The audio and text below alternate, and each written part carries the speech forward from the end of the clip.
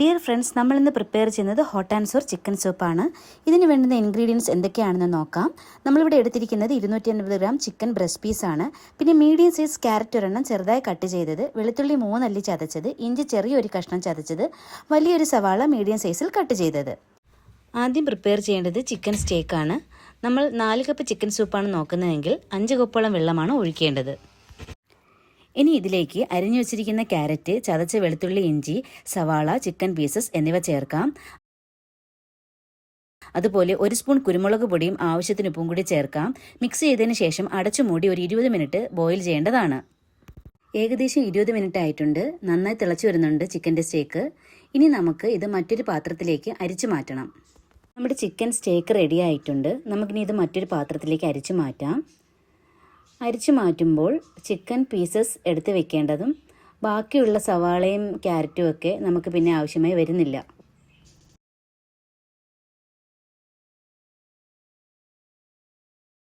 ഇനി നമുക്ക് വേണ്ടുന്നത് ക്യാരറ്റ് നീളത്തിൽ കട്ടി കുറഞ്ഞ് അരിഞ്ഞത്, സ്പ്രിംഗ് ഓണിയൻ ചെറുതായി അരിഞ്ഞത്, ഒരു 2 വെളുത്തുള്ളി ചെറുതായി കട്ട് ചെയ്തത്, ഒരു മുട്ട നമുക്ക് നല്ലതായിട്ട് സ്ക്രാമ്പിൾ ചെയ്തതും, 1 സ്പൂൺ കോൺഫ്ലവർ വെള്ളത്തിൽ കലക്കിയതും.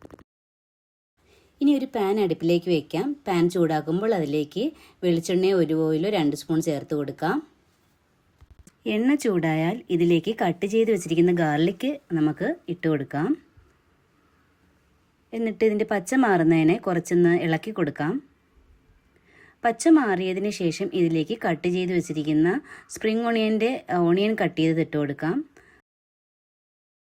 അതിനോടൊപ്പം തന്നെ കട്ട് ചെയ്ത ക്യാപ്സിക്കവും ക്യാരറ്റും കൂടി ചേർത്ത് കൊടുക്കാം. ഇതിൻ്റെ പച്ച മാറുന്നതുവരെ ഒന്ന് നന്നായിട്ട് മിക്സ് ചെയ്ത് കൊടുക്കാം. ഇനി ഇതിലേക്ക് നമ്മുടെ ചിക്കൻ്റെ സ്റ്റേക്കാണ് ഒഴിക്കേണ്ടത്. നന്നായിട്ടൊന്നുകൂടി മിക്സ് ചെയ്ത് കൊടുക്കാം. നന്നായി മിക്സ് ആയിട്ടുണ്ട്. ഇനി ഇതിലേക്ക് 1 spoon dark soya sauce mix ചെയ്ത് കൊടുക്കാം. ഇനി ഇതിലേക്ക് 1 സ്പൂൺ ചില്ലി സോസ് ചേർക്കാം. 1/4 സ്പൂൺ വിനെഗർ, 1 സ്പൂൺ കുരുമുളക് പൊടി, ഉപ്പ് 1/4 സ്പൂൺ. നന്നായി ഒന്ന് മിക്സ് ചെയ്തിട്ടുണ്ട്. ഇനി ഇതിലേക്ക് ചെറുതായി പൊടിച്ചു വെച്ച ചിക്കനാണ് ചേർത്ത് കൊടുക്കേണ്ടത്.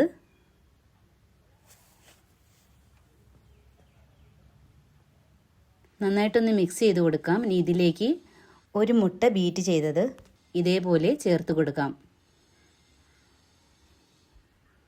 ഇടയ്ക്കിടയ്ക്ക് ചേർത്താൽ മതിയാകും, അല്ലെങ്കിൽ എല്ലാം കൂടി ഒരുമിച്ച് കട്ടയായി പോവും. ഇനി ഇതിലേക്ക് കലക്കി വെച്ചിരിക്കുന്ന കോൺഫ്ലവർ കൂടി ഇതേപോലെ ചേർത്ത് കൊടുക്കാം. ഒറ്റയടിക്ക് ചേർക്കരുത്.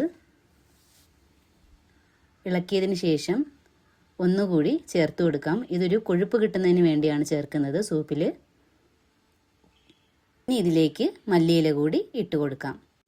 ഇപ്പോൾ hot and sour chicken soup ready ആയിട്ടുണ്ട്. ചിക്കനൊക്കെ വീട്ടിലുള്ളപ്പോൾ ധൈര്യമായി ഈ hot and sour chicken soup ഒന്ന് ട്രൈ ചെയ്ത് നോക്കുമല്ലോ. മറ്റൊരു വീഡിയോയുമായി ഉടനെ എത്താം. Thank you for watching. ചുമ്മാ പറയാല്ല, സംഭവം കൊള്ളാം, നല്ല ടേസ്റ്റ് ഉണ്ട്.